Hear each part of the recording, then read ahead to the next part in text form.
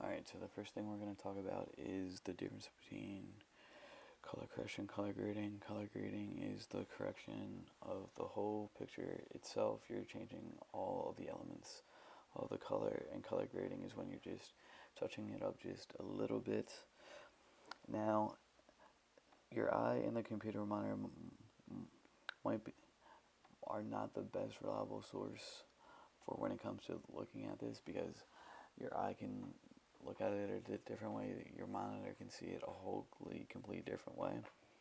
So the next thing I'm going to show you is the whole wave monitor. The wave monitor is right where the mouse is right now. We'll show you all of the colors in its spot.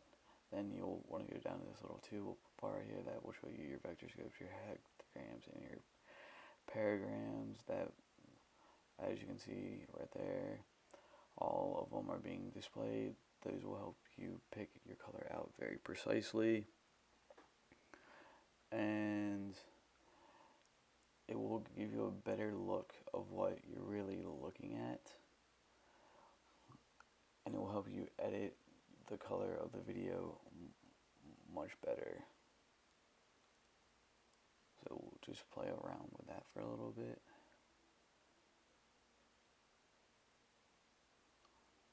Still playing around with it for a little bit. Next thing we're going to do is we're going to edit this clip that's right over here. We'll make it all nice and neat.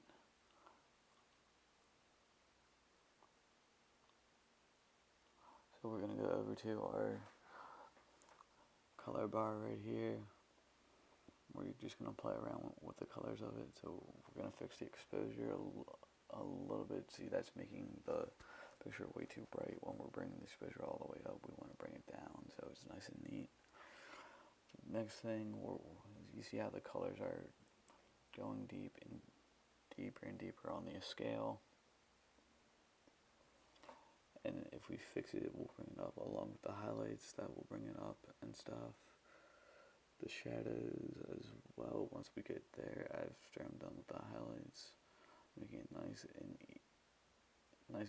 even, so it looks like we have a filter on it, but not really. Then we'll fix the shadows up, bring the shadows all the way down to about there. Yeah, to about right there, to basically at 0. Next thing we'll do is we'll bring the white balance down a lot to get that nice shadowy look from the side of his head, to make it look like he has a shadow reflection right behind him.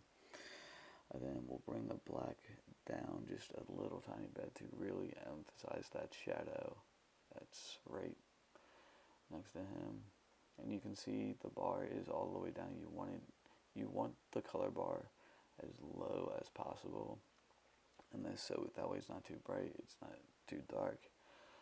You kind of want it right in the middle. Alright, so the next thing we're going to do is we're going to balance the colors out with this skyline picture right here, and that way we're basically going to do two things. We're going to adjust the temperature, and we're going to adjust the tone. So here we're going to bring the tone all the way up or all the way down, and you can look at our vector scope over here, or one of our scales right there, and see how, as I'm adjusting the temperature, the colors are going up and are going down on the meters. So the temperature is all the way up. We'll fix our tint right now, and that will make it more like a sunsetty feel. That really doesn't balance it out though, so we're gonna bring the temperature all the way up to make it seem like the sun just went down and it's turning into dusk. And that is how you fix the balance of the color in a video right there. Fun stuff, eh, Bradford? Alright, so one of the next things we're going to do is we're going to use these color wheels over to my right, and we are going to fix the tones up with those. So let's get to it. So the first thing we're going to do is fix the midtones right there. Maybe give it a little, we're going to try to make it darker to make it seem like there's a shadow coming in through the window. Then we're going to do our vector scope with that. Over here, the reason why vector scope is important, it gives you a good idea of what the shadow is going to look like with all the colors around it.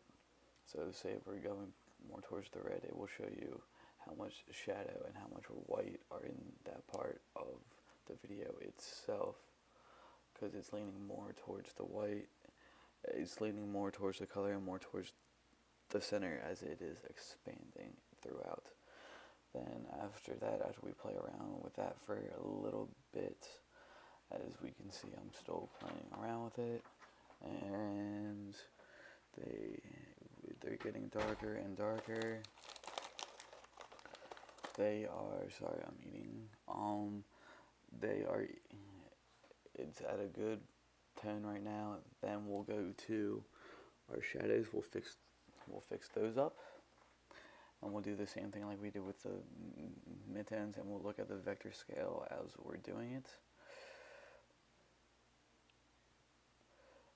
And that's at a good tone right now. The last thing we're gonna do is go to the highlights and fix that up. This is an easier way to get the tone you want in your video or in that clip, because you can actually play around with it yourself instead of dragging it back and forth like we do with basic color correction.